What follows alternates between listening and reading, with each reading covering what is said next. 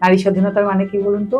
আধারও আধা জামা কাপড় পরে রাস্তায় গাড়ি থেকে নামছে, মিডিয়া দৌড়ে দৌড়ে যাচ্ছে, তারা যা মুখে আসছে তাই বলছে, যাকে তাকে ফাঁসিয়ে দিচ্ছেন। সাধারণ মানুষের মনে ধারণা যে আপনি নারী বিদ্বেষী একটা মনোভাব নিয়ে চলেন, পুরুষদের কথা বলেন ঠিক আছে, কিন্তু নারীদেরকে প্রতি মুহূর্তে ছোট করছেন। আমি যে কোথায় নারী বিদ্বেষী হলাম এটা নয়, আমি কিন্তু যেটা ভুল জিনিস সেটা বলার চেষ্টা করি।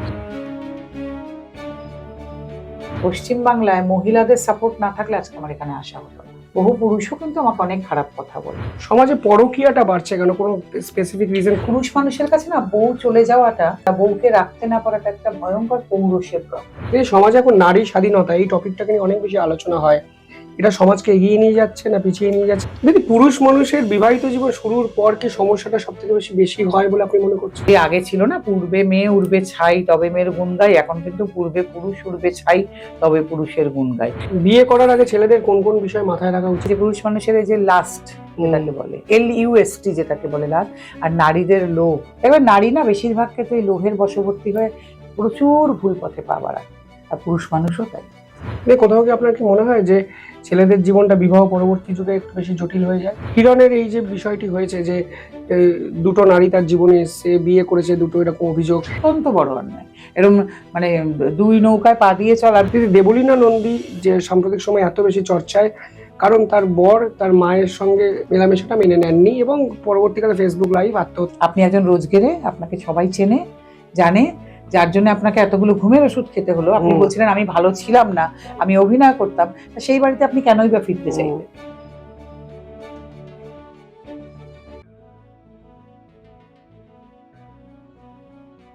নমস্কার, আপনারা দেখছেন শিবম দাস পডকাস্ট। সাম্প্রতিক সময় একাধিক ঘটনা যা সরাসরি সমাজকে নিয়ে একাধিক প্রশ্নচিহ্ন আমাদের সামনে তুলে দিয়েছে। মেরি কমের ঘটনা বলুন বা সাম্প্রতিক সময়ে বাংলায় ঘটে যাওয়া দেবলীনা নন্দীর ইনসিডেন্ট, নারী পুরুষ ভেদাভেদ এবং এই ভেদাভেদকে ছাপিয়ে অসংখ্য প্রশ্ন, কনফিউশন, উত্তর কোথায়? আজকে সেই উত্তর খুঁজতে আমাদের সঙ্গে এই মুহূর্তে উপস্থিত আছেন বা আমরা চলে এসেছি যার কাছে, পুরুষ অধিকার কর্মী, আপনি জানেন, সকলেই চেনেন, নন্দিনী দি। দিদি, প্রথমেই শিবম দাস পডকাস্ট আপনাকে স্বাগত। অনেক ধন্যবাদ। আমি সরাসরি প্রশ্ন করি যে সাধারণ মানুষের মনে ধারণা যে আপনি নারী বিদ্বেষী একটা মনোভাব নিয়ে চলেন, মেয়েরা মানেই খারাপ, মেয়ে মানেই খারাপ, পুরুষদের কথা বলেন ঠিক আছে, কিন্তু নারীদেরকে প্রতি মুহূর্তে ছোট করছেন। হ্যাঁ, এটা নিয়ে না আমার খুব মাঝে মাঝে নিজের হাসিও পায়। ক্রমশই আমি দেখছি এটা কিন্তু মিথ্যে প্রমাণিত হচ্ছে যে আমি যে কোথায় নারী বিদ্বেষী হলাম এটা নয়, আমি কিন্তু যেটা ভুল জিনিস সেটা বলার চেষ্টা করি। এবং পুরুষের ক্ষেত্রেও যদি পুরুষ মানুষ কিছু ভুল করেন, বা পুরুষের ক্ষেত্রে কেন, সামগ্রিক সমাজের ক্ষেত্রে যেটা ভুল আমি কিন্তু বলার চেষ্টা করছি। কারণ আমি দেখেছি যে আজকাল তো মানুষের সঠিক কথা বলার পরিমাণটা খুব কমে গেছে। আমি কিন্তু আমার মতন করে সঠিক কথাটা বলার চেষ্টা করি। তার প্রথম এবং প্রধান কারণ, আমি এটা খুব অরাজনৈতিক মানুষ, আমি রাজনৈতিক কোনো দলের সঙ্গে নেই, তার ফলে আমার এটা একটা সুবিধে। আমি কিন্তু কোনো দলের নামে জেনারেলি কথা বলি না। আমি কখনো যে প্রধানমন্ত্রী মুখ্যমন্ত্রী কাউকে টার্গেট করে কথা বলি না, কারণ আমি মনে করি সেটা আমাদের প্রোটোকল বিরোধী, আমরা এগুলো বলতে পারি না। মুখ্যমন্ত্রী, প্রধানমন্ত্রী, রাজ্যপাল, রাষ্ট্রপতি এদের নিয়ে কথা বলা আমাদের শোভা পায় না, ঠিক না। ওনারা তো মানে কি বলবো, একটা প্রধান, তো রাজ্যের হোক দেশের হোক সবকিছু। কিন্তু ভুল দেখলে বলি যেটা ঠিক না, অন্যায় বা মানুষের অধিকার নিয়ে যখন একটা টানাটানি হয় সেগুলো নিয়ে বলি। নারী পুরুষ ট্রান্সজেন্ডার ইভেন্ট সবারটা নিয়ে আমি বলি। এটা ট্রান্সজেন্ডারদের ব্যাপারে কথা, তাদের অধিকার নিয়ে আমি কিন্তু সেটা নিয়েও কথা বলি। ওনাদেরও অনেক কিছু পাওয়া হলো না, কাজে আমি এরকম হঠাৎ নারী বিদ্বেষী। আসল প্রবলেমটা কোথায় হয়, যখন আমি দেখেছি নারীরা যখন দেখেন অনেকের এটা নিয়ে কোনো গায়ে লাগে তখন এই নিয়ে তারা বলে। কিন্তু আবার কোনো কথা দৈবাত আমি যখন হয়েছে যে নারীদের ভালো লেগেছে সেই কথাটা, তারা কিন্তু তখন সঙ্গে সঙ্গে বলেছেন, বাবা ওনার কি মাথা খারাপ হয়ে গেল, উনি কি কিছু গন্ডগোল হলো, ওনার কি শরীর খারাপ হলো, অর্থাৎ সেই কথাটা তাদের সপক্ষে গেছে, তারা এগুলো বলতে শুরু করেছে। কাজে আমি এরকম করে কিছু নয়। এবং সর্বোপরি আজকে একটা কথা বলতে চাই যে পশ্চিমবাংলায় মহিলাদের সাপোর্ট না থাকলে আজকে আমার এখানে আসা হতো না। বহু পুরুষও কিন্তু আমাকে অনেক খারাপ কথা বলে, বহু পুরুষ, তারা হয়তো আমায় পছন্দ করেন না, হতেই পারে, আমাকে সবাই ভালোবাসবেন, সবাই পছন্দ করবেন, কোনো মানুষের ক্ষেত্রেই এটা সম্ভব না। তাই আমি বারবার বলেছি, আবার একবার বলতে চাই আপনাদের এই পডকাস্টে বসে, আমি কোথাও নারী বিরোধী কোনোদিন ছিলাম না, আজও নয়। তার সর্বোপরি আরেকটা বড় উদাহরণ, যে আমায় কিন্তু মহিলাদের কলেজেও ডেকে নিয়ে যাওয়া হয় লেকচার দেওয়ার জন্য, এবং মহিলাদের কি কি সমস্যা আছে সেটা যখন পডকাস্টটা এগোবে আমি না বলবো। এই সমস্যাগুলো নিয়ে সত্যি আপনারা যারা মহিলাদের নিয়ে লেখেন, কোট আনকোট আপনারা যারা ফেমিনিস্ট বলে নিজেদের দাবি করেন বা আমায় অনেক গালাগাল করেন, তারা কি সত্যিই কোনোদিন ভেবেছেন? তা আমি দেখছি নিজের চোখে সামনে দাঁড়িয়ে তাদের এই সমস্যাগুলো। কিন্তু সমাজে পুরুষদের জায়গাটা বর্তমানে ঠিক কোথায় আছে বলে আপনি মনে দেখো, করছেন? পুরুষদের জায়গা আগেও যেরকম ছিল এখনো সেরকম। পুরুষতান্ত্রিক সমাজ বলে অনেক অনেক কথা বলেন, সেটা একটা ডিফারেন্ট আসপেক্ট। বারবার বলেছি, পুরুষতান্ত্রিক সমাজের অনেকাংশে ধারক বাহক কিন্তু নারীরাও। কিন্তু আগে যেরকম অনেক, এখনো অনেক রাজ্য কিন্তু আছে যেখানে মানে একটা পুরুষের ডমিনেশন চলে। বাংলায় কিন্তু আগেও সবসময় এত বেশি ছিল না, এখন তো অনেক কমে গেছে। এবং বাংলার পুরুষ বেসিক্যালি কিন্তু নারীবাদী কিনা জানি না, কিন্তু নারীর প্রতি অনেক বেশি সম্মান রেখে চলেন, সহানুভূতিশীল, এবং নারীর বিকাশের জন্য বাংলার পুরুষ কিন্তু চিরকাল অনেক বেশি মানে সচেষ্ট। সেজন্যই এখান থেকেই রামমোহন রায়, এখান থেকেই ঈশ্বরচন্দ্র বিদ্যাসাগর, এখান থেকেই রবীন্দ্রনাথ, এখান থেকেই শরৎচন্দ্র চট্টোপাধ্যায়, আরো অনেক, এখান থেকেই সবাই। কেমন কাজে এটা আমাদের বুঝতে হবে যে বাংলার পুরুষ কিন্তু অনেক বেশি নারীর প্রতি সম্মান বজায় রাখেন, তাদের সম্মান দিতে চান, তাদের শিক্ষা, তাদের সংস্কৃতি, তাদের সাহিত্যের যে আগ্রহ, সেটা নিয়ে অনেক বেশি কথা বলে। যখন এই বিষয় নিয়ে কাজ করতে শুরু করলেন, ঠিক কোন কোন সমস্যাগুলো আপনি ফেস করলেন বা আপনি দেখলেন যে পুরুষরা এইভাবে নিপীড়িত হচ্ছে? দেখুন, আমি যখন কাজ করতে শুরু করেছি থেকে আজ অব্দি আমি যে ভীষণ সমস্যার সম্মুখীন হয়েছি কোনোদিন কিন্তু এটা না। কারণ আমি দেখেছি যে কোনো কাজে না, এখন তো আগের থেকে একটু তো সফলতা তো এসেছে, কোনো সন্দেহ নেই। মানুষ একটু সফল হলেই না বলে আমি এত প্রতিবাদ পেয়েছি, এত সমস্যা, আমি কিন্তু সত্যি কোনোদিন পাইনি। আমাকে কিন্তু আগাগোড়া সবাই, যদি আমি বলি পুলিশ, যদি আমি বলি আইনজীবীরা, যদি সাধারণ মানুষ, মিডিয়া বিশেষ করে, প্রশাসন, সবার কাছ থেকে কিন্তু আমরা প্রচুর সাহায্য পেয়েছি, এখনো পাই। কাজে ওরম না, পুরুষের সমস্যা আগে কাজ করার আগে এরকম ভাবে জানিনি, আজকে কাজ করতে এসে বুঝেছি যে সত্যি কথাই ভারতবর্ষ জুড়ে বহু পুরুষ মানুষ, তাদের পরিবার ভীষণভাবে নিপীড়িত, সমস্যায় জর্জরিত, যেটা মানুষ জানেন না। তাই বলে কি নারীরা নিপীড়িত নন? না, অনেক নারী নিপীড়িত, সমস্যায় জর্জরিত, কিন্তু পুরুষের পরিবার, তাদের যে স্পেসিফিক সমস্যা, এটা নারীদের সঙ্গে মিলবে না। দুটো না আলাদা আলাদা রকম, এটা সবাইকে বুঝতে হবে যে পুরুষ মানুষ এবং তাদের পরিবারে যে পুরুষ মানুষরা মামলায় জর্জরিত হলে যে অর্থনৈতিকভাবে বিপর্যস্ত হন, এখন এগুলো নারীরা এরকম ভাবে হন না। নারীদের সমস্যাটা আবার অন্যরকম। এগুলো না মানুষকে খুব ক্লিয়ারলি বুঝতে হবে, এই ধরন আলাদা। আজকে মেয়েদের যেগুলো সমস্যা, ছেলেদের সেগুলো সমস্যা নয়। তাই পুরুষ মানুষেরও ডেফিনেটলি রেপ এদেশে হয়, বিদেশেও হয়, তো তাদের সেই রেপের সংখ্যা অনেক কম এবং সেটা অন্যরকম। কিন্তু মেয়েদের রেপের সংখ্যা সারা পৃথিবী জুড়েই অনেক বেশি, এবং একটি মেয়ের রেপ মানে একটা অনেক অন্যরকম ব্যাপার। তেমনি পুরুষ মানুষের মানসিক ধর্ষণ খুব হয়, মানসিক ধর্ষণ হয়েই চলে, সেটা কিন্তু তার অফিসেও হতে পারে। তার একজন এমন বস, মানে সারাদিন তাকে অপমান করেন, এমনভাবে তাকে কাজের চাপে ফেলে রাখেন, সেটাও একটা মানসিক ধর্ষণ। কাজে সবার সমস্যা আলাদা। বা ট্রান্সজেন্ডার যারা আছেন, আমরা তাদের সমস্যাগুলো হয়তো বুঝতেই পারবো না, সমাজে তারা সেভাবে জায়গাই পান না। তাদের সব জায়গায় গিয়ে এমনভাবে হেনস্থা হতে হয়। দুদিন আগেই শুনলাম যে চাকরির ইন্টারভিউতে একজনকে এমনভাবে হেনস্থা করা হচ্ছে, সে ট্রান্সজেন্ডার, সম্ভবত তিনি মানে নিজেকে করেছেন আর কি, চেঞ্জ করেছেন, তাকে ইন্টারভিউতে এমনভাবে হেনস্থা করা হচ্ছে। তাদের সমস্যা কোনোদিন আমরা বুঝতে পারবো? যারা তাদের নিয়ে কাজ করেন, যারা তাদের কমিউনিটির মধ্যে আছেন, তারা বুঝবেন তারা কত প্রবলেমের মধ্যে আছেন। কাজে প্রত্যেকের সমস্যা আলাদা। আজকে যারা মেয়েদের নিয়ে কাজ করেন, তারা নিশ্চয়ই মেয়েদের সমস্যাগুলো আমাদের থেকে ভালো জানেন। আমি পুরুষ মানুষ নিয়ে অনেক দিন হয়ে গেল কাজ করা, তাই আজকে বুঝতে পারি যে পুরুষ মানুষ এবং তাদের পরিবারের স্পেসিফিক সমস্যাগুলো কি কি। স্পেসিফিক সমস্যাগুলো কি কি আপনি আইডেন্টিফাই করলেন? একটা কথা বলি, আজকে এই যে পুরুষ মানুষদের এই যে প্রচুর মিথ্যে মামলায় ফাঁসানো হয়, তো সেই মিথ্যে মামলায় যখন ফাঁসানো হয়, পুরুষ মানুষ প্রথমেই চিন্তা করেন আমার অফিসে কি হবে, অফিসে এটা জানতে পারলেই একটা বিরাট গসিপ, আমার চাকরিটা চলে যাবে না? চাকরি চলে গেলে পাড়ার লোক কি বলবে? মা বাবা সবাই ভাবতে শুরু করেন, বাবু আমাদের পরিবারে কিন্তু কোনোদিন এরকম হয়নি, তুই দেখি। মানে পুরুষ মানুষের কাছে না বউ চলে যাওয়াটা, বউ এরকম করে দেওয়াটা, বউকে রাখতে না পারাটা একটা ভয়ঙ্কর পৌরুষের প্রবলেম। কিন্তু আজকালকার দিনে অনেক মেয়েরাই যদি এরকম ভাবে চলে আসেন, একটা সময় ছিল, আজও কি নেই, অনেক বাড়িতে আজকাল মেয়েদের বলা তুই মানিয়ে থাকতে পারবি না, কিন্তু তবুও আজকাল সবাই, অনেক সময় মেয়েরা একটি মাত্র সন্তান, অনেকেই বাবা মাই আগে থেকে বলে দেন তুই যদি না থাকতে পারিস তোর চিন্তা নেই, বাড়ি আছে। কিন্তু মেয়েরা চলে এলে আজকে না অনেকে সেই মেয়েকে আবার এম্পাওয়ার্ড ওম্যানও বলে দেয়। কিন্তু পুরুষ মানুষের বাড়িতে বউ না থাকতে পারলে আবার সেই ঘুরে কিন্তু অনেক সময় এটাও হয়, সেই শ্বশুর বাড়ি খারাপ, এটাও বলে দেওয়া হয়। পুরুষ মানুষদেরকে ফাঁসানো হচ্ছে, এটা কিন্তু আমরা কাজ করি বলে বুঝতে পারি, কিন্তু বহু জায়গাতেই এখনো শ্বশুর বাড়িকেই খারাপ বলা হয়। দেখলে এত খারাপ শ্বশুর বাড়ি, মেয়েটা থাকতে পারলো না। আর তাদেরকে যখনই একটা মামলা দেওয়া হয় সেই সঙ্গে কিন্তু তাদের মা, বোন, বাবা, ভাই, দিদি, জামাইবাবু, মামা, মাসি, মেসো সবাইকে দিয়ে দেওয়া যায়, যেটা একটা মেয়ের ক্ষেত্রে তো হয় না। তাহলে এই যে মেনটেনেন্স, এই যে অ্যালিমনি চাওয়া, একটি মেয়ে আজকে ছেড়ে চলে এলো, তার কাছে কি কোনো পুরুষ অ্যালিমনি চাইতে পারেন, মেনটেনেন্স চাইতে পারেন? আজকে আমাদের দেশে কোনোদিন যদি জেন্ডার নিউট্রাল ল হয়, সেদিন মেয়েরা বুঝতে পারবেন এর মর্ম। মেয়েরা শুধু বলছেন ডাউরি, তাহলে এই ডাউরি ডাউরি যে করা হচ্ছে, অনেক জায়গায় তো আবার আমি ঠিক বলতে পারবো না, কয়েক জায়গায় শুনেছি নাকি বিয়ে করে নিয়ে যাওয়ার জন্য টাকা দিতে হয় মেয়েদের বাড়িতে, তারা নিশ্চয়ই ঝামেলাটা বোঝেন ছেলেদের বাড়িটা। এই যে আপনারা ডাউরি নিয়ে যে এত চেঁচামেচি করেন, আচ্ছা কই আপনাদের তো অ্যালিমনি নিয়ে কোনো কথা বলতে শুনি না, তখন তো আপনারা অ্যালিমনিটাকে জাস্টিফাই করার চেষ্টা করেন একটা মেয়ের জীবন কি করে কাটবে, তাই না? তো ডাউরি দেওয়ার সঙ্গে নেওয়া যেমন অপরাধ, দেওয়াটাও অপরাধ। তাহলে মেয়ের বাবাকে আপনারা কেন ধরতে বলেন না? মেয়েদের কেন ডাউরি দেওয়া হয় বিয়ের সময়? কেন মেয়ের বাবা মা বলেন না, না বাবা আমি মেয়ের বিয়ে দেবো না, মেয়ে আমার বাড়িতেই থাকবে, আমার মেয়েকে আমি বিয়ে দিতে চাই না? দিদি, পুরুষ মানুষের বিবাহিত জীবন শুরুর পর কি সমস্যাটা সব থেকে বেশি হয় বলে আপনি মনে করছেন? হ্যাঁ, মানে সবার কি হয়, তাহলে তো পৃথিবীটাই থাকতো না। যে মন্দ যদি 43, ভালোর সংখ্যা এখনো 57 কিনা জানি না, তবে নিশ্চয়ই এখনো তো অনেক পুরুষ নারী ভালোভাবে আছেন, সংসার করছেন। কিন্তু সমস্যা না, এটা কিন্তু বলা যাবে না, কারণ বহু ছেলে আছেন যারা বিয়ের আগে চাকরিতে সমস্যার সমাধানে সম্মুখীন। যে পশ অ্যাক্ট, আপনি জানেন না কখন কর্পোরেটে সেক্সুয়াল হ্যারাসমেন্টে পাল্লা পড়ে। কলেজে ছেলেপিলের, এই যে কলেজে লেকচার দিতে যাই, আমি বলি ওদের যে হয়তো গার্লফ্রেন্ড হলো, টিকলো না, ব্রেকআপ, হয়তো দিয়ে দিল বিবাহের প্রতিশ্রুতি দিয়ে সহবাস বা মলেস্টেশন কিছুর একটা।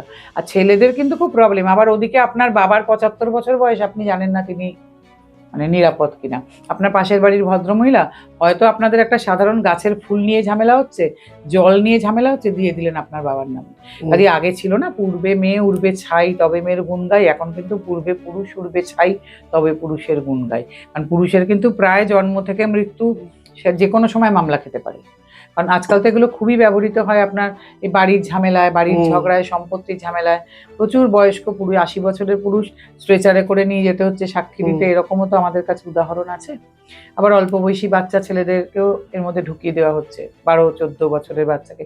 আকছার তো আসে যে সে নাকি টিচারের শ্লীলতাহানি করেছে, এরকম। কাজে ওরম ভাবে কিছু বলা যায় না, তবে বিবাহিত জীবনের পরে ব্যাপারটা কি অন্যরকম হয়ে যায়। আর হয়তো একটি ছেলে বিয়ে করেছে, তার বউ যদি তার দেওরকেও তো এরকম মামলা দিতে পারে। সেটা মুশকিলটা হচ্ছে বিয়ের পরে যে মামলাগুলো হলো, হয়তো যেটা আজকে বিএনএস 85, 86, এগুলোতে তার স্বামীর কিন্তু আর তখন ওটা নন বেলেবেল বা জেলের অফেন্স থাকছে না। কিন্তু দেওরকে যদি একবার শ্লীলতাহানি বা রেপ কেস, বা শ্বশুরকে দিয়ে দেয় রেপ কেস, সেগুলো কিন্তু সব নন বেলেবেল এবং জেলে ঢোকার মামলা হয়ে গেল। এগুলো খুব চিন্তার বিষয়, এগুলো না খুব বুঝে শুনে চলে। এই জন্য বারবার সবাইকে একটা কথা বলছি যে অ্যাওয়ারনেসের বড় অভাব, পড়াশোনাটা কিন্তু একটু করতে হবে, জেনে নিতে হবে যে এই যে কোন লগুলো মেয়েদের জন্য আছে এবং তার মিসইউজটা কি কি হতে পারে, এটা খুব জরুরি, খুবই জরুরি। বিয়ে করার আগে ছেলেদের কোন কোন বিষয় মাথায় রাখা উচিত, অন্তত এই ঝুটঝামেলা? এই লজের ব্যাপারটা তো ডেফিনেটলি মাথায় রাখা উচিত, শুধু ছেলেদের নয়, ছেলের বাড়ি, ছেলের মাকে জানতে হবে যে কি কি হতে পারে, কারণ ওনার উপরেও তো যে কোনো কিছু হতে পারে, ছেলের দিদিদের জানতে হতে পারে, সবাইকে, মানে এন্টায়ার পুরুষ মানুষের বাড়ির জেনে রাখা উচিত যে ভাই বউ ভালো হলে ভালো, বউ খারাপ হলে কিন্তু এগুলো আমাদের উপর হতে পারে। আরো ছেলেদের কতগুলো পরামর্শ দেবো। এই আজকালকার ছেলেদের দেখি তো বিবাহ মানেই সঙ্গীত, রিসেপশন, এই সমস্ত করে পার্সোনাল ইএমআই নিয়ে আজকাল একটা অ্যাডভার্টাইজমেন্ট হচ্ছে দেখছি, যে হানিমুনে যাওয়ার জন্য পার্সোনাল লোন নিয়ে ইএমআই, এইসব যে জিনিসগুলো না, এগুলো করার আগে 10 বার ছেলেদের ভাবা উচিত। এবং এগুলো না অনেক সময় পরিবারের লোকও জানেন না, আপনারা যেগুলো করে ফেলছেন এগুলো না ভবিষ্যতে গিয়ে প্রবলেমেটিক। আপনি হয়তো অনেকগুলো টাকা ইএমআই নিয়েছেন বিয়ে করার জন্য, কারণ আপনি লোক দেখাচ্ছেন, কলিগদের দেখাচ্ছেন, ভাইদের দেখাচ্ছেন, বন্ধুদের দেখাচ্ছেন, দেখ আমি কিরকম ল্যাভিশলি বিয়ে করছি, প্রচুর টাকা ইএমআই করে ফেলেছেন। তারপরে কোনো কারণে আপনার বিয়েটা 6 মাসও টিকলো না, যেটা আজকাল আকছার হচ্ছে। এরপরে সেই করতে করতে বউ গিয়ে মেনটেনেন্সের মামলা করলো। এখন আপনি তো তখন দেখাতে চাইছেন কোর্টে যে স্যার আমার তো কোনো রোজগার নেই, এত ইএমআই। বউ তখন বলছে কেন স্যার, ও তো আমাকে সুইজারল্যান্ডে হানিমুনে নিয়ে গেছিল, আপনার তো বেঞ্চমার্ক ওটা সেট হয়ে গেছে। কেন স্যার, এত বড় 5 স্টার হোটেল ভাড়া করে বা 3 স্টার হোটেল ভাড়া করে তো আমাদের রিসেপশন হয়েছে, তাহলে কি করে হয় ওনাদের কাছে পয়সা নেই? এদিকে আপনার বাড়ির বাবা মাও কিন্তু জানেন না আপনি এর জন্য ইএমআই নিয়েছেন, পার্সোনাল লোন করেছেন। বাবা মাও ভাবতে বাবা ছেলের তো অনেক রোজগার, খুব ভালো, ওনারাও খুব গর্বিত, কিন্তু আপনি তো তখন একদম রাস্তায়। আর আজকাল দেখুন চাকরিতেও তো হায়ার অ্যান্ড ফায়ার সিস্টেম, কোনো চাকরিরও কোনো স্থিরতা নেই। এর মাঝে যদি চাকরিটি চলে যায়, বুঝতে পারছেন তো, তখন এই জন্য কি হয়েছে পুরুষ মানুষের ক্রমশ সুইসাইড রেটও বাড়ছে। তখন তো যাবার জায়গা নেই আর কোনো, স্ট্রেস বাড়ছে, মানে সাইকিয়াট্রিকের কাছে যাওয়ার লাইন বাড়ছে। তো কাজই না খুব বুঝে শুনে, জীবনটা না ছেলে খেলা না। দিদি, বিবাহের পর মেয়ের মায়ের একটা ইন্টারফারেন্স যখন পরিবারে পড়ে, তখন আমরা বহু ক্ষেত্রে জটিলতা দেখতে পাই। এই পুরো বিষয়টাকে আপনি কিভাবে দেখেন? দেখুন, এটা আমি বলবো না যে সবসময় মেয়ের মাই করেন, ছেলের মারাও অনেক ক্ষেত্রে আছেন। দুপক্ষ থেকে আমি দুপক্ষকেই বলতে চাই যে ছেলে মেয়েগুলোকে একটু বাঁচতে দিন, ওদেরকে নিজেদের মতো সংসার করে দিন। আমি তো সব ছেলে মেয়েকে বলি, তোমরা দরকার হয় না নিজের একটা আলাদা ফ্ল্যাট ভাড়া করে থাকো। এবং আগে থেকে মেয়েদেরকেও বলে দিই, ছেলেদেরকেও বলি, মেয়েরা ঠিক কথা বলে নেবে যে আমি আমার বাবা মাকে দেখবো, তুমি তোমার বাবা মাকে দেখবে। এই যে ছেলেরাও একটা এক্সপেক্ট করেন না যে আপনি আপনার বাবা মাকে দেখবেন, আবার মেয়েটিও এসে আপনার বাবা মাকে দেখবে, আজকের দিনে দাঁড়িয়ে এগুলো হবে না। কারণ মেয়েটিও হয়তো বাবা মার একমাত্র মেয়ে, তাহলে তাদেরকে কে দেখবে? মেয়েটি এবং ছেলেটি আপনারা না আগে থেকেই সব ক্লিয়ার করে নেবেন যে আমি আমার বাবা মাকে দেখবো, তুমি তোমার বাবা মাকে দেখবে। হ্যাঁ, কেউ মারাত্মক অসুস্থ হলে তখন দুজনে মিলেই দেখবো, এ পক্ষকেও দেখবো, ও পক্ষকেও দেখবো। কিন্তু এই ইন্টারফেয়ারেন্স আপনারা একটু কমান। আপনাদের যন্ত্রণায় ছেলে মেয়েগুলো হয়তো সংসার করতে চায় দুজনে, আপনাদের যন্ত্রণায় কাউদার করা হলো। আপনারা ছেলে মেয়েকে জিজ্ঞাসাও করেন না, সেই 7 পাকে বাঁধা। এই সুচিত্রা সেন বলেছিলেন না, সেদিনও দেখছিলাম একটা ক্লিপিং এসছে যে মা তুমি আর প্লিজ এখানে এসো না, তুমি আর এত আমার সংসার গুছিয়ে দিও না। কোথাও কি আপনার কি মনে হয় যে ছেলেদের জীবনটা বিবাহ পরবর্তী যুগে একটু বেশি জটিল হয়ে যায়? অবশ্যই, আজকাল তো আরো বেশি হচ্ছে বরং আগের থেকে। কারণ ওই একটি ছেলে একটি মেয়ে, কেউ ছাড়তে পারছেন না ছেলে মেয়েকে। আর ছেলে মেয়ে করে তো জীবন কাটিয়েছেন আপনারা। ছেলেদের থেকে এই ক্লাসে নিয়ে যাচ্ছেন, ওই ক্লাসে নিয়ে যাচ্ছেন, মেয়েদেরকেও তাই ভাবছেন এবার ওরা তো আমাদের চলে গেল বিয়ে হয়ে, এবার আমাদের জীবনটা কি হবে, আমরা কি নিয়ে থাকবো। যতদিন নাতি নাতনি না হচ্ছে, আবার নাতি নাতনি হলেও তাই। এই মেয়ের মা তো ওই বাচ্চাকে নিজের কাছেই রাখছেন, ছেলের মাও তাই চেষ্টা করছেন। এবারে মানে ছেলে মেয়েগুলোর জীবন একদম অস্থির করে দিচ্ছে। এই নিয়ে তো পোস্ত সিনেমাটা একবার দেখেছিলেন না? আচ্ছা, মামলা করে ফেলছে নাতিকে দিতে হবে বলে। তো এই সবকিছু মিলিয়ে না একটা জটিল অবস্থা। কিন্তু আমার মনে হয় সবার না সবাইকে স্পেস দেওয়া উচিত। এই সমাজে এখন নারী স্বাধীনতা এই টপিকটাকে নিয়ে অনেক বেশি আলোচনা হয়। এটা সমাজকে এগিয়ে নিয়ে যাচ্ছে না পিছিয়ে নিয়ে যাচ্ছে, এবং এইটাকে আপনি কিভাবে ডেসক্রাইব দেখুন, করেন? নারী স্বাধীনতা ব্যাপারটা বলে কাকে? খায় না গায়ে মাখে। নারী স্বাধীনতার অর্থ যদি হয় এই যে আমাদের ওয়েব সিরিজ ধরে ধরে দেখি, দেখুন নারী স্বাধীনতা কিন্তু একটা খুব বড় ব্যাপার। আমাদের দেশে বহু নারী আছেন যারা বড় বড় কাজ করছেন, দেশকে এগিয়ে নিয়ে যাচ্ছেন। তার মধ্যে না অনেক ডাক্তার, ইঞ্জিনিয়ার, লয়ার, বিজ্ঞানী, লেখিকা, বড় বড় প্রফেসর, এরকম বহু আছেন। আচ্ছা, আপনি কোনোদিন দেখেছেন যে তাদের নিয়ে মাতামাতি হয়? এই মিডিয়ার ক্যামেরা তাদের পেছনে দৌড়োয়, তাদেরকে ভালো ভালো পার্টিতে ডাকা হয়, তাদের জীবন তুলে ধরা হয়, তাদের নিয়ে বেশি পডকাস্টও হয়, তারা রিল বানান, কোনোদিন দেখেছেন?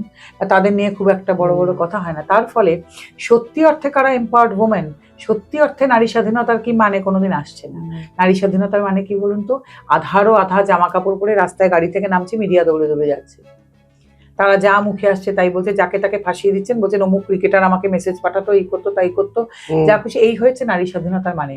আর মজার বিষয় দেখবেন, এই ধরনের যারা মহিলা আছেন, যারা এরকম ভালো ভালো কাজ করছেন, সব অনেক বড় বড় কিছু বানাচ্ছেন, তাদের নিয়ে না দেখবেন আপনি ফিল্মেও বলুন, ওয়েব সিরিজেও বলুন, সিরিয়ালেও বলুন, নায়িকা বানানো হয় না। না, আবার দেখবেন এই ফিল্ম ওয়েব সিরিয়ালেতে নারী স্বাধীনতায় যারা এম্পাওয়ার্ড ওমেন বা নারী স্বাধীনতা বলতে যাদের বোঝানো হয়, তারা না সারাক্ষণ হয় সিগারেট খাচ্ছেন, হয় মুখে অষ্টাব্য গালিগালা ড্রিঙ্ক করছেন, মানে একটা বোহেমিয়ান জীবনযাপন করছেন। তখন আবার আমরা নারী স্বাধীনতার এই চিত্রটা দেখাচ্ছি। কিন্তু কেন?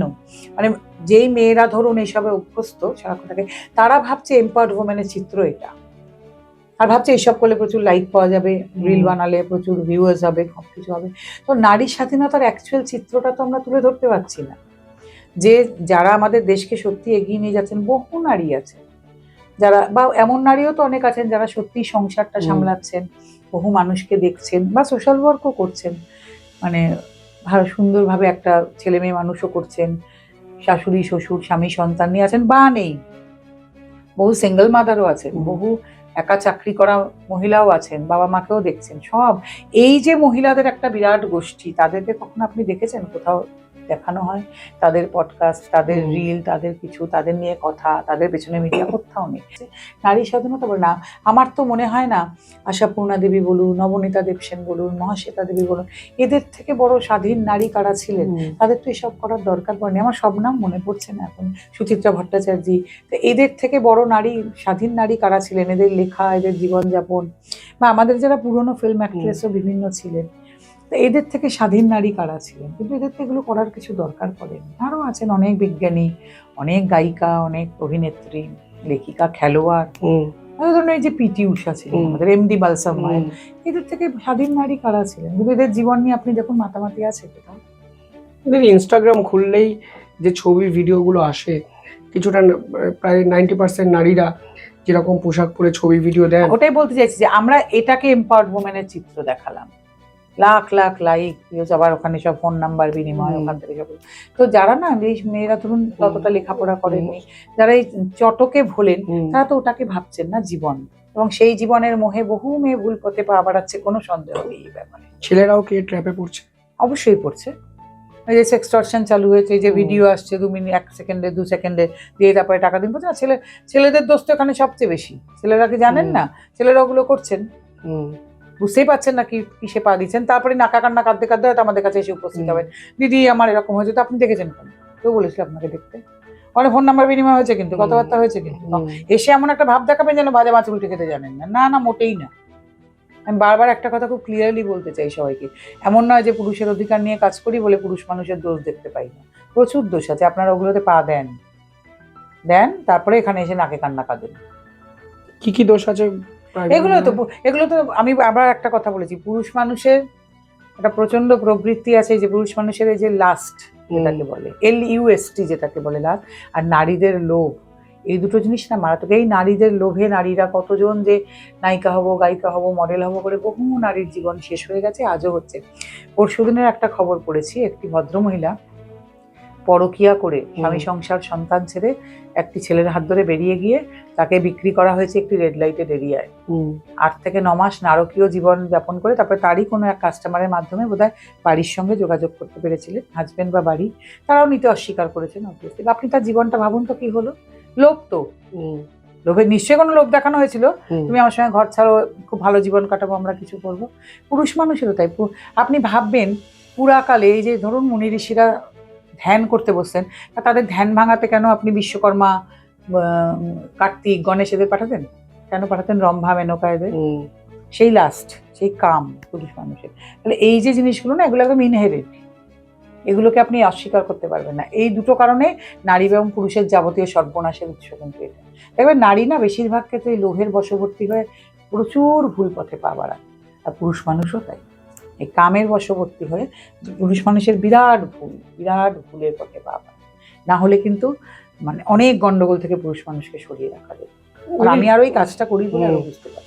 সমাজে পরকীয়াটা বাড়ছে কেন? কোনো স্পেসিফিক রিজন খুঁজে দেখুন, পরকীয়া এক তো পরকীয়া বাড়াবাড়ি, আপনি কি বলবেন, আমাদের দেশে তো আইন সিদ্ধ করা হয়েছে পরকীয়া না, ওই যে এই যে সোশ্যাল মিডিয়ার বারবারন্ত এই সব কিছুতে। আর মানুষ না ভাবছে যে কি বলুন তো, ওটাকে না একটা অপশন হিসেবে মানুষ দেখে, তারপরে এমন জড়িয়ে পড়ে, এমন গন্ডগোল হয়, সেটাও মানুষ বুঝতে পারে না। অনেকে বলেন যে যদি আপনি একজনের সাথে ভালো থাকেন তাহলে তৃতীয় ব্যক্তি ঢুকবে না। না না, এরকম সবসময় বলা যায় না। আমি অনেককে জানি যাদের কিন্তু বিবাহিত জীবন খুব ভালো, তাদের আবার অন্য একটা সম্পর্ক আছে, এটা ভালো মন্দ না, অ্যাডভেঞ্চার। আমি একটা রিপোর্ট করছিলাম, 40 পেরোলেই পুরুষরা বা নারীরা একটু নতুন অ্যাডভেঞ্চার খোঁজেন। সেই অ্যাডভেঞ্চার করতে গিয়ে অনেকের বিরাট গন্ডগোল হয়ে যায়, তো এখানেই গন্ডগোল। রিসেন্টলি একজন পড়লেন এরকম গন্ডগোলে।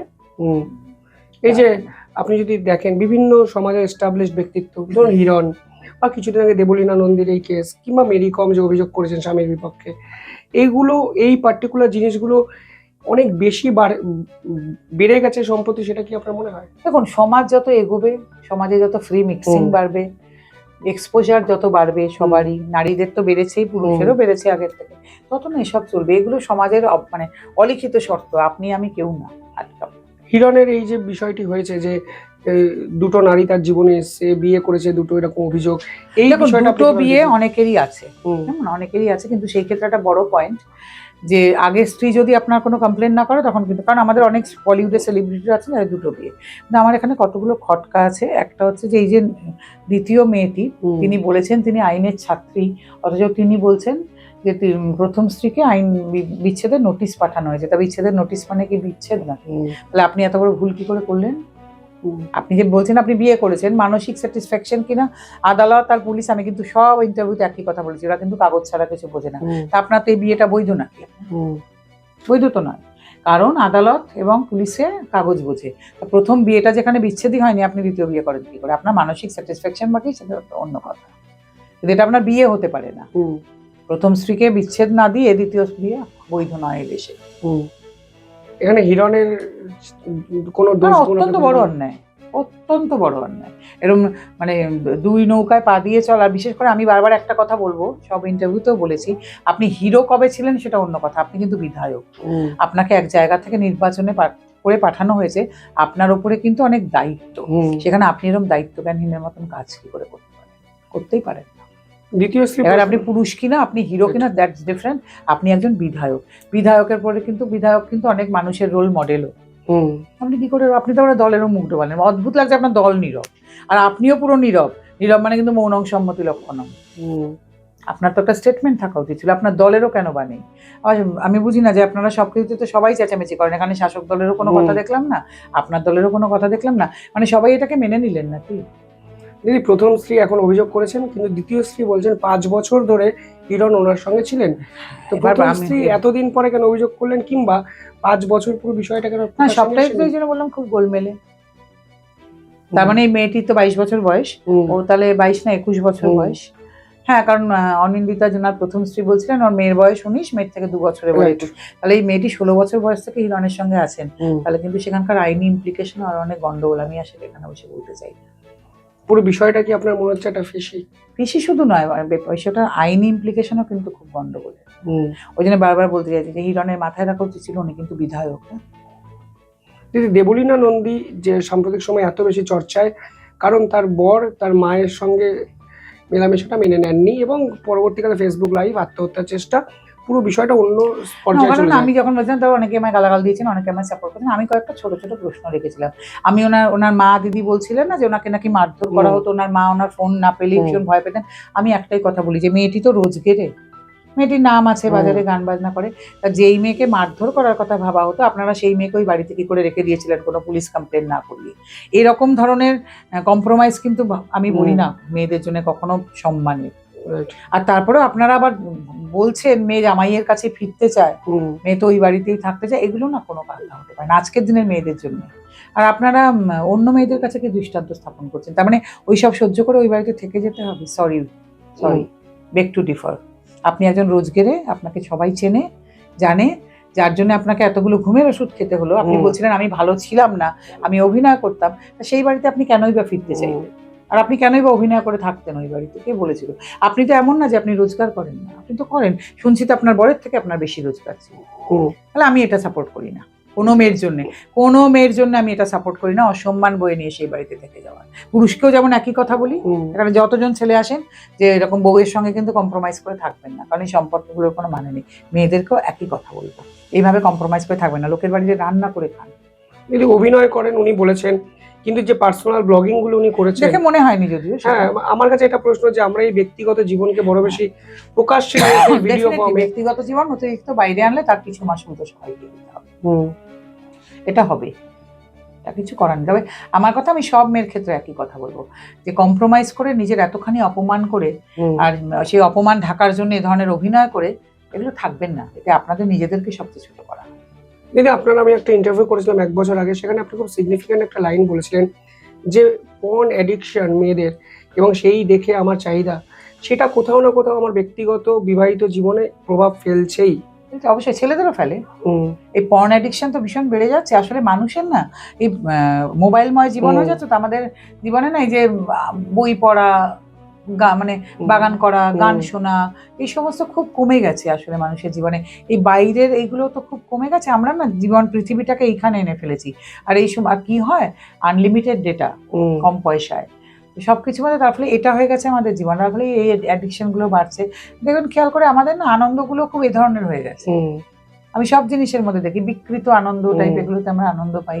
তো তার ফলে এই অ্যাডিকশন গুলো সমস্ত বাড়ছে। এবার এই আনন্দ, আমাদের না হরমোন তো নানা রকম হয়, একটা হ্যাপি হরমোন হয়, সেই হ্যাপি হরমোনটার ক্ষরণটা আমাদের আস্তে আস্তে বন্ধ হয়ে যাচ্ছে।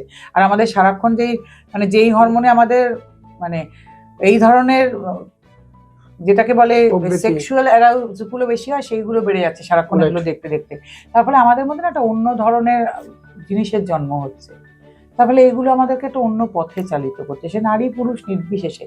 নারীরাও মনে করছেন যে এগুলো দেখতে দেখতে যে আমার পার্টনার তো এরকম নয়, কারণ আমি সবসময় কথা বলি সেই নারী আর সেই পুরুষদের নিয়ে যারা মানে অ্যাভারেজ নারী পুরুষ, তাদের কাছ থেকে তো এগুলো কাম্য নয়। আবার বহু পুরুষও ভাবছেন আমার পার্টনার তো এরকম নয়, কিন্তু অ্যাভারেজ নারী বা পুরুষ কারোর তো এরকম হওয়ার কথা ছিল না। ওই যে শুটিং গুলো হয় সেগুলো তো হয় ওষুধ খাইয়ে হয়, আর নয় ওগুলো একটা শুটিং, ওগুলো তো একটা মানে খুব অল্প সময়ের ব্যাপার। তারাও তো কেউ নর্মাল লাইফে এরকম নন, সেগুলো তো আমরা জানি না, আমরা ওটা দেখে ওটাই সত্যি ভাবি। তার ফলে অ্যাভারেজ নারী পুরুষের সম্পর্ক তলানিতে গিয়ে ঠেকছে, মানুষ ভাবছে ওটাই জীবন, মানে নানা রকম গন্ডগোল। অল্প বয়স থেকে হ্যাঁ অল্প বয়স থেকে অনেক ছেলে মেয়ে আজকাল নেশায় অভ্যস্ত, খুব গন্ডগোলের একটা প্রজন্ম তৈরি হচ্ছে, যার ফলে যা হয় আর। আপনাকে মনে হয় পর্ন অ্যাডিকশনের জন্য সংসার ভাঙছে অনেক বেশি? ভাঙতেই পারে, এই সব কিছুর জন্যই চাহিদা মানুষের খুব বেশি, সব রকম চাহিদাই। আর আমরা সারাক্ষণই ভাবছি, আরেকটা কি হয় সারাক্ষণ এই সমস্ত মেয়েরা কি হয়, আগে তো এগুলো তো অ্যাভেলেবেল ছিল না, এই যে নায়িকাদের দেখছে এরকম সাজগোজ এরকম স্ট্রেট টুল এরকম সব কিছু, ভাবছি আমি কেন এরকম হতে পারবো না, সারাক্ষণ পার্লারের অ্যাডভার্টাইজমেন্ট, সারাক্ষণ ভাবছি আমি এরকম হবো। মানে আজকাল তো সুদূর গ্রামাঞ্চলেও এগুলো অ্যাভেলেবেল, তো তারা ভাবছে আমাদের কেন এরকম জীবন হবে না, তাদের ওই সাদামাটা জীবনটা ভাল লাগছে না। মানে একটা এমন বাড়িতে বিয়ে হয়েছে, এই রান্না খাওয়া, মানে সন্ধ্যে রাত হলেই একটু রান্না করি তাড়াতাড়ি করে খেয়ে শুয়ে পড়া, ওরা ভাবছে আমাদের কেন এরকম জীবন হবে না। সাধারণ জীবনটা বিশেষ করে মেয়েদের আর একদম পছন্দ হচ্ছে না। আমার উপর অনেকে রেগে যাবে না ভাই, কারণ ছেলেরা তো এখনো যাই হোক না চাইলেও চাকরি করতেই হচ্ছে ব্যস্ত, মেয়েদের অনেক মেয়ে তো বাড়িতে বসে আছেন, তাদের আর এই সাধারণ জীবনটা ভালো লাগছে না, তার ফলে তারা প্রলোভনে পড়ছে।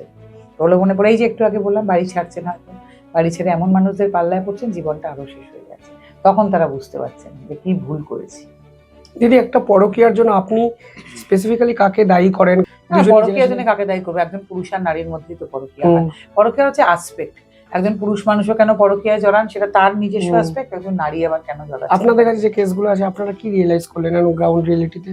না, তারা অনেকের ওয়াইফ এরকম পরকীয়াতে আছেন, আবার যারা হয়তো মেয়েদের নিয়ে কাজ করেন দেখেন হয়তো পুরুষ মানুষ পরকীয়াতে, এটা না তাদের নিজস্ব সাংসারিক ব্যাপার যে কে কেন। অনেক পুরুষ হয়তো সময় দিতে পারেন না, অনেক নারী আছেন আবার তারা দেখছেন যে তাদের চাহিদা মেটানো যাচ্ছে না, বিভিন্ন কারণে পরকীয়া। আবার অনেকের হয়তো স্বভাব বিভিন্ন রকম, কেউ বলতে পারে না যে কে কেন কিসে জড়িয়ে পড়ছেন। তবে আগেকার দিনে যেটা ব্যাপার ছিল না, পরকীয়ার মধ্যে একটা হয়তো, পরকীয়া তো তখন এতখানি ছিল না, হয়তো অনেকটা মানসিক বা কিছু ছিল। আজকাল কিন্তু প্রচুর এটা হয়েছে যে আমার চাহিদা মিটছে না, সেটাকে আর পরকীয়া বলা যায় কিনা জানি না, সেটাও আবার না, শুধু মানে ফাইন্যান্সিয়াল ব্যাপারও থাকে অনেক। এর মাধ্যমে যদি খানিকটা টাকা পয়সা আমি রোজগার করতে পারি, আমার এই যে ফোন কিনছি, পার্লারে যাচ্ছি, এই সব কিছু করছি, এই কারণে হচ্ছে।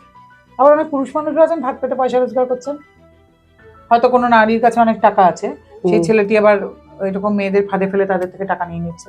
পুরুষ মানুষকে তো ধোয়া তুলসী পাতা বলে দিলে হবে না, না যে মেয়েরাই সব দোষ করছে, পুরুষের কোনো দোষ নেই, কখনোই সেটা না। দিদি, আমি একটা স্ট্যাটিস্টিক দেখছিলাম যে অফিস রিলেশনশিপ সেখানে কিন্তু ভারত টপ 3-তে জায়গা করে নিয়েছে। এটা না অনেক আগেও ছিল, এখন যেহেতু সোশ্যাল মিডিয়ার বারবারন্ত সবেরই একটা স্ট্যাটিস্টিক্স বেরোচ্ছে, সবেরই একটা এক্সপোজার, তাই জানা যায় অফিসে কিন্তু এরকম সম্পর্ক চিরকালই ছিল। ওইটা মানুষের কাছে একটা, মেয়েরা তো আগে চাকরিতে কম বেরোতো, এখন তো বেশি বেরিয়েছে। ওটা আগে যারা মেয়েরা চাকরি করতো তাদের সবার কাছে ওটা একটা খোলা জানালার মতো, ওখানে গিয়ে মানে নিত্যদিনের সংসারের অশান্তি ঝগড়াঝাটির বাইরে বেরিয়ে ওইটা একটা খোলা জানলা। হয়তো অনেক মেয়ে বান্ধবীও ছিল, হয়তো একসঙ্গে খাওয়া ঘুরতে যাওয়া, এবং অনেকেরই অনেকের সঙ্গে রিলেশন ছিল। বললে হবে না আগে কিচ্ছু ছিল না, সত্যযুগ ছিল আর এখন কলিযুগে, এই বলে লাভ নেই, তখনও অনেক কিছুই ছিল। আপনার কি মনে হয় এখানে কি মেয়েরা উপরে ওঠার জন্য এই রিলেশনশিপগুলোকে ব্যবহার করে? সেটা আগে কি ছিল না, আগে মেয়েরা উপরে ওঠার জন্য ব্যবহার করেন, এখন কি ফর্মটা বদলেছে? ফর্ম ডেফিনেটলি বদলেছে, অন্যরকম হয়েছে। মেয়েরা আগেও ব্যবহার করেছেন আর ছেলেরা সুযোগ নিয়েছেন। মেয়েরা তো আগেও ব্যবহার করেছে, কারণ মেয়েরা জানেন ওদের কাছে শরীর ওদের একটা ইনভেস্টমেন্ট বড়।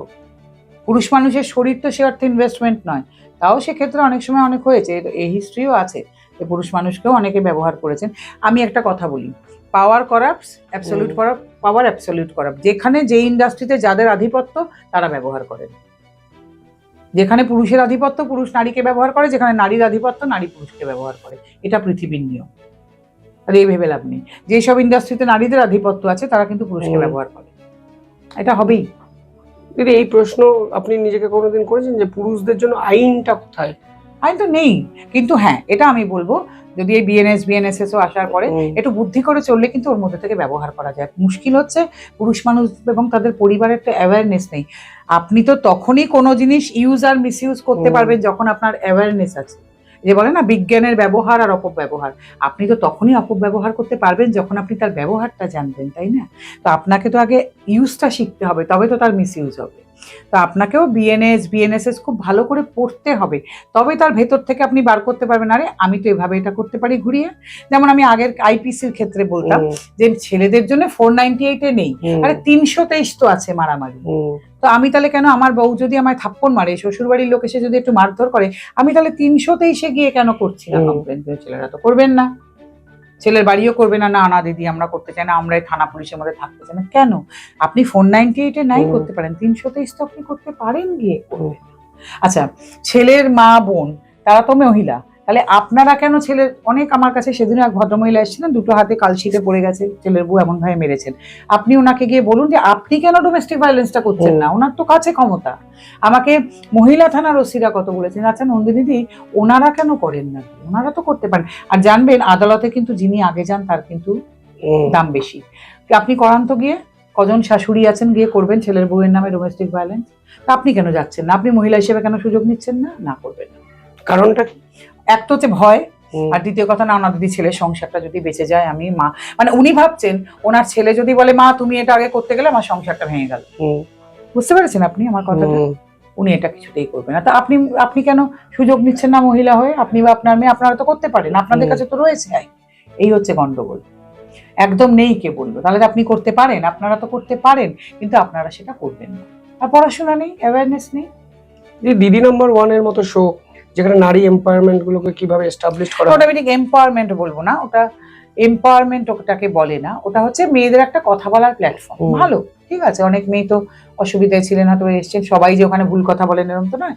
তো ওখানে দেখুন, আমি একটা তো মিথ্যে কথা বলতে পারবো না, ওখানে তো আমাকেও ডাকা হয়েছে, আমিও তো বলতে পেরেছি যে আমি এটা নিয়ে কাজ করি। কিন্তু হ্যাঁ, আমার তবু মনে হয় ওনাদের আরেকটু রেকি করা উচিত। সবাই যে ওখানে এসে আবার ঠিক কথাও বলছেন এরকম কিন্তু। ইভেন ওখান থেকে, ওখানের একজন পার্টিসিপেন্ট ওখানে গিয়ে কিছু বলেছিলেন এবং তার হাজবেন্ড আমাদের সঙ্গে যোগাযোগ করেছিলেন 1 বছর আগে, যে ওখানে যেভাবে বলা হয়েছে ওনার সম্পর্কে, আমাদের কাছেও এসেছে, ফলে তার অফিসে রেকি করা উচিত, তার অফিসে সমস্যা হয়ে গেছে, যেভাবে রেকি করা উচিত। আমার মনে হয় যে সবাই ওখানে এসে কিন্তু ঠিক কথা বলেন না, বলেন না। ছেলেদের জন্য একটা প্ল্যাটফর্ম দরকার। ডেফিনেটলি, আমি তো কবে থেকেই বলছি, আপনাদের কারোর দম থাকে তো করুন না এরকম, লোক আমরা দেবো, আমি তো বলেছি, আর লোক আমরা দেবো, আপনারা করুন। কুলাতে পারবেন না, এবং আমার বিশ্বাস তার টিআরপি অনেক বেশি হাই হবে। আমি তো সব চ্যানেলের কাছে ওপেন অফার রেখেছি, তার টিআরপি এর 3 গুণ কি 5 গুণ হবে, করুন আপনারা। তার সাহস নেই তো কারো করা। আপনার কি মনে হয় একটা ছেলের বিভিন্ন বয়সে বিভিন্ন রকম স্ট্রাগল থাকে, ছোটবেলায় পড়াশোনা, আর্থিক একটা অবস্থা থেকে পিছিয়ে আসা, পরবর্তীকালে এস্টাবলিশমেন্ট, তারপরে সংসার, দায়িত্ব, এই স্ট্রাগল পিরিয়ড গুলো বোঝার মানুষ ছেলেদের জীবনে খুব কম থাকে? একদমই নেই, কিন্তু আমি এই জন্য প্রথমেই বললাম যে মেয়েদের স্ট্রাগল আর ছেলেদের স্ট্রাগলটা একদম আলাদা। এটা আমি এত বছর ধরেই লড়াইটা করছি বলে আমি সেটা বুঝতে পারি। মেয়েদের জন্য যারা লড়াই করেন তারা মেয়েদের স্ট্রাগলটা বুঝবেন, কিন্তু মুশকিল একটা হচ্ছে যে মেয়েদের স্ট্রাগলটা তবু বোঝার কিছু মানুষ আছেন, বোঝেন অনেকে। মেয়েরাও না, দেখবে ছেলে মেয়ে হয়ে গেলে ছেলে মেয়ে কিন্তু বড় হলে মায়ের কষ্টটা হয়তো বোঝে, কিন্তু বাবার কষ্টটা বোঝার মতন ছেলে মেয়েরা হয়তো সেই জায়গাটাতে বেশিরভাগ ক্ষেত্রে পৌঁছন না। রবীন্দ্রনাথ কবে বলে গেছেন যে 12-13 বছরের মানে বালকের মতন বালাই আর নাই। আবার ছেলেদের ওই 12-13-14 বছরের যে ছেলেরা না, অ্যাডোলেসেন্ট, খুব প্রবলেম, তারা কারোর সঙ্গে মিশতে পারে না, ছোটদের সঙ্গে ছোট মনে হয়, বড়রা আবার ঢুকতে দেয় না, ওই বয়সটাও না ছেলেদের খুব প্রবলেম। ওই সময়গুলো ছেলেদের খুব খারাপ হওয়ার টেন্ডেন্সিও হয়ে যায়, কিন্তু মেয়েরা কিন্তু তখন মাকে পায়। ছেলেদের সঙ্গে একটা প্রবলেম হচ্ছে, খুব কম ছেলে আছে যাদের বাবার সঙ্গে ওই সম্পর্কটা তৈরি হয়, এইটা একটা ছেলেদের মস্ত প্রবলেম। আর বিয়ে হওয়ার পরে আবার মা হঠাৎ দূরত্ব হতে শুরু করে দেয়। বউও তো খুব কম, দেখুন আমার উপর রাগ করে লাভ নেই, খুব কম ওয়াইফ আছেন যারা স্বামীকে বোঝেন। আবার অনেকে মেয়েরা বলবেন স্বামীরা কি আমাদের বোঝেন, হতেই পারে, কারণ আমি এটা মনে করি যে এত দম্পতি যে পৃথিবী জুড়ে ছড়িয়ে আছেন, খুব কম দম্পতি আছেন যারা একে অপরকে বোঝেন। হয়তো আছেন তারা সুখী আছেন, লোকে তাদের বেস্ট কাপেলও মনে করে। কেন বোঝেন না? দেখুন, নারী আর পুরুষ একদম দুটো আলাদা, কিন্তু হ্যাঁ, দুজন আলাদা, তারপরে এসছেন দুজন আলাদা আলাদা আপব্রিঙ্গিং থেকে। কোনো দিন তেলে জলে মিশ খাবে না। আমার উপর সবাই রাগ করতে পারেন, কিন্তু বুকে হাত দিয়ে সত্যি কথা বলবেন, কোনো দিন 50 বছর পাশাপাশি থাকলেও আপনারা জানেন না কে কিরকম। কারণ এই নারীটি কোন এক পজিশনে পড়ে অন্য কোনো একজন পুরুষের সঙ্গে কিরকম রিয়াক্ট করবেন, বা তার সঙ্গে কিরকম তার বনিবনা হবে বা কিরকম হতে পারে রিলেশনশিপ, এই যে পরকীয়া পরকীয়া বলছেন, পুরুষটি যেমন জানেন না, তেমনি এই পুরুষটি অন্য কোনো নারীর সঙ্গে বা কোনো রিলেশনশিপে বা কিছুতে, বা এই পুরুষটি বন্ধু বান্ধবের সঙ্গে কেমন, এই নারীটি কিছুতেই জানেন না। এই জন্য নারীরাও ইনসিকিউর ফিল করে বা পুরুষ মানুষও ইনসিকিউর ফিল করে। আপনার কি মনে হয় ছেলেদের সব থেকে ক্রাইসিস মোমেন্ট কি? ক্রাইসিস মানে না, ছেলেরা না নিজেরাই খুব দ্বিধাদ্বন্দ্বে থাকে, বুঝতে পারে না কি চাই, আর বুঝতে পারলেও নিজের কাছে সেটা স্বীকার করতে চায় না, একদম স্বীকার করতে চায় না, যেটা চায় সেটা নিজেই জানে না। যাহা চাই তাহা ভুল করে চাই, যাহা পাই তাহা চাই না। নিজেরা বুঝতে পারে না ছেলেরা যে আমি এটা চাই, আর সেটা না মানে নিজের কাছে স্বীকার করতে আরো প্রবলেম ছেলেদের, যে আমি এটা চাই। খুব লজ্জা পায়, ভয় পায়, মানে কারণ ছেলেদের দেখবেন এক্সপেকটেশনটা শেখানো হয় না। আমার ওর কাছে সবাই এক্সপেক্ট করে, কিন্তু একটা ছেলে, আমি আমার বাবা মা, মানে আপনি আপনার বাবা মার কাছ থেকে আপনার কোনো এক্সপেকটেশন থাকতে পারে, বউয়ের কাছ থেকে থাকতে পারে, ইনফ্যাক্ট অফিসে গিয়ে আপনি তো অফিসে কাজ করছেন বলেই টাকা পাচ্ছেন, কিন্তু আপনার কি আপনার বসের থেকে কোনো এক্সপেকটেশন আছে? না, আপনি খালি ভাবছেন আপনার বস আপনার থেকে কি এক্সপেক্ট করে, সেটা আপনি দিতে না পারলে আপনি ভয় মরে যাচ্ছেন, এইটা আমার চাকরিতে থাকবে না। কিন্তু আপনি কি কোনোদিন ভেবেছেন আচ্ছা আমার বসের থেকেও তো আমার একটা এক্সপেকটেশন থাকা উচিত, কারণ আমি তো চাকরি করছি, এত ঘন্টা শ্রম দিচ্ছি, টাকাটা নিচ্ছি। আচ্ছা আমি তো বউকে সব দিচ্ছি, আমার বউয়ের থেকে তাহলে তো আমার এটা এক্সপেক্ট করা উচিত। তার মানে কিন্তু এক থালা ভাত আর সেবা নয়, ছেলে মেয়েকে তো আমি সব দিচ্ছি, তাহলে ছেলে মেয়ের থেকে কেন আমার এই এক্সপেকটেশনটা থাকবে না? বা বাবা মাকে তো আমি এত করছি, বাবা মার থেকে কেন আমার এই এক্সপেকটেশনটা থাকবে না? পুরুষ মানুষকে এক্সপেক্ট করতে শেখানো হয় না, মেয়েদের দেখবেন সারাক্ষণ শেখানো হয়। এই যে মেয়েদের শ্বশুর বাড়িতে গেলে এখন শেখানো, আগেকার তো শেখানো হতো না, তোদের কিন্তু এটা অধিকার, কিন্তু মেয়েদেরকে সত্যি শেখানো হয় তো আজকে, তোদের শ্বশুর বাড়ি গেলে এগুলো তোদের কর্তব্য, এটা আগে শেখানো হতো। যেন আগেকার মেয়েরা এক্সপেকটেশন শেখেনি, এগুলো আমাদের এক্সপেকটেশন শ্বশুর বাড়িতে গিয়ে। ওরা জানতো গাধার মতন খেটে যেতে হবে, তারপরে একদিন আমরা মরে যাব, সেটাও তো ভুল, সেটাই বা কেন হবে? আমি তো বলছি না এটা অন্যায় যে মেয়েদেরই বা কেন এক্সপেকটেশন থাকবে না, তাদেরও থাকতে হবে। আমরা কি কি পাবো লোকের কাছ থেকে সেটাও বুঝি না, কিন্তু ওরা আজকে এটাই শুধু শিখলো, আমরা কি দেবো এটা আর শিখলো না। আর ছেলেরা এখনো সেই জোয়াল টেনে যাচ্ছে যে আমরা কি দেবো, ওরা যে আমরা কি কি পেতে পারি এটা শেখেনি এখনো। যেদিন সেটা শিখে যাবে আমার এত লড়াইয়ের প্রয়োজন হবে। আশেপাশে যে সংসারগুলো আমরা দেখি, আমরা মন খুলে বলতে পারি না যে প্রত্যেকটি সংসার সুখী দম্পতির চেহারা আমাদের সামনে। আশেপাশে যে সংসার দেখেন 98% সংসারে তারপরে সুখী নয়। আমার উপর সবাই রাগ করতে পারে, নিজেদের বুকে হাত দিয়ে আবার বলবেন, সারাক্ষণ ফেসবুক জুড়ে বিবাহবার্ষিকী জন্মদিনের ছবি দেওয়া মানে বা আমাকে সহ্য করার জন্য ধন্যবাদ, এইটা কথা যখনই বলতে হয় তখনই জানবেন আপনারা সুখী নন। আর যারা সত্যি তার মধ্যে সুখে সংসার করছেন তাদের কোনোদিন এই বিজ্ঞাপন দেওয়ার দরকার পড়ে না, তারা কোনোদিন দেন না বিজ্ঞাপন। কেন সুখী নয়? তিনটে কারণ আপনি বলতে দেখুন, সুখী নয় মানে কিন্তু তারা ঠিক নেই তা এমন না, সুখ একটা একদম অন্য জিনিস। সবারই শান্তিপূর্ণ সহাবস্থান, খুব কম মানুষ আছেন যারা রিয়েল অর্থে বলতে পারেন যে আমরা খুব ভালো আছি একে অপরের সঙ্গে। সবাই শুনুন, সবাই মানে একসঙ্গে আছি মানে ভীষণ মারামারি ঝগড়া এরকম তো না, বা ছেড়ে চলে যাবো, কোনোটাই না। কিন্তু ওই যে আবার বললাম যে অনেক মানুষ এর জন্য এটা ছেড়েছেন, ওর জন্য এটা ছেড়েছেন, মানে যেরকম হয়তো চেয়েছিলেন সেটা হয়তো নয়, তার মানে কি ছেড়ে চলে যেতে হবে? তার মানে কি সারাদিন মারামারি করতে হবে? No no, not at all. কিন্তু যেটা উনি জিজ্ঞেস করবেন তো, যেটা উনি চেয়েছিলেন সেই মেয়েটিও সেটা শেষ পর্যন্ত এসে পেয়েছেন কিনা, বা ছেলেটিও তাই। এর কোনো কারণ, নির্দিষ্ট কোনো কারণ এটার কোনো কারণ থাকে না, কিন্তু কি বলুন তো, ওই একটা একদম স্বপ্নের মতন পৃথিবী কি পাওয়া কি এত সোজা হয় না? কিন্তু তার মধ্যেই সবাই মানিয়ে গুছিয়ে নেন। হয়তো 2% দম্পতি আছেন যারা যেরকম ভেবেছিলেন সেরকম সংসার হয়েছে। শেষ একটা প্রশ্ন, এমন কোনো কেস যেটা আপনাকে ভীষণ মাত্রায় নাড়িয়ে দিয়েছে, যেটা আপনি বলতে পারেন? দেখুন, আমাদের এখানে রোজ আসে বিভিন্ন কেস, এরকম কেসও এসেছেন শ্বশুর মশাই সুইসাইড করেছেন ছেলের উপর ধর্ষণের মামলা দিয়েছে বলে, রোজ এখানে রোজ কেস আসে। আমাদের অবস্থা হয়ে গেছে সেই ডাক্তারদের মতন, বুঝেছেন, অপারেশন করতে গিয়ে রুগী মারা যায় তখনও আর কিছু মনে হয় না। তো রোজ দেখি, রোজ নতুন নতুন কেস, রোজ আবার পুরোনো কেসে একই রকম কেস রোজ আসে। কেস আর খুব একটা নাড়া দেয় না, তবে হ্যাঁ যে জিনিসটা নাড়া দেয়, আমার যেই ছেলেরা এই সব কিছু থেকে বেরিয়েও কেস চলাকালীনও তারা অত্যন্ত মাথা উঁচু করে দাঁড়িয়ে আছে, তারা সবকিছু করছে, অত্যন্ত আনন্দে আছে। এই ধরুন আজকে বইমেলা, ওরা সবাই আসছে, পিকনিক ওরা করছে, ম্যারাথনে দৌড়তে যাচ্ছে, গান গাইছে, নাটক করছে, গণেশ পুজোয় হই হই করছে। আমি বরং সেগুলো নিয়ে অনেক বেশি গর্বিত যে ওদেরকে আমি এখান থেকে বার করতে পেরেছি। ওরা জীবনের জয়গান গাই যেটা বলে, ওরা সেটা করতে পারছে, এটাতে আমি খুব গর্বিত যে আমি ছেলেগুলোকে ওইখান থেকে বার করতে পেরেছি। ওরা এখন মনে করে দিদি ওই সব তো জীবনে থাকবেই, কিন্তু জীবনে বাঁচা বন্ধ করবো কেন? আমরা একদম জীবনে সোজা হয়ে দাঁড়িয়ে আছি। আপনি কেমন সমাজ চান ছেলেদের জন্য? ছেলেদের জন্য কেন, আমি সবার জন্যই চাই এমন একটা সমাজ যেখানে জেন্ডার বেসিক্যালি আপনার যে ছেলেদের ছেলেদের জন্য অবশ্যই চাই সবাই মাথা উঁচু করে বাঁচবেন, মানে ওরা মাথা নিচু করে ভয়ে ভয়ে কুকুরে বাঁচা সমাজ চাই না, ছেলেরাও মাথা উঁচু করে বাঁচবেন, এত ভয় পাওয়ার কিছু নেই। ম্যাক্সিমাম একটা তো মামলা হবে, বেশি কিছু হবে মামলা লড়ে, এমন রেপ আর খুন যদি না করে ফেলেন তাহলে তো এমন কিছু বিরাট ব্যাপার নয়, মামলা টামলা হবে। আর মামলা আজকাল স্টেটাস সিম্বল দাদা, যদি আপনার নেই তাহলে আপনি খুব একটা আপনার বাজারে দাম নেই। আপনি কি সাহস যোগাচ্ছেন ছেলেদের? হ্যাঁ, স্টেটাস সিম্বল ওগুলো আজকাল, আপনার মামলা নেই তাহলে আপনি কি করবেন?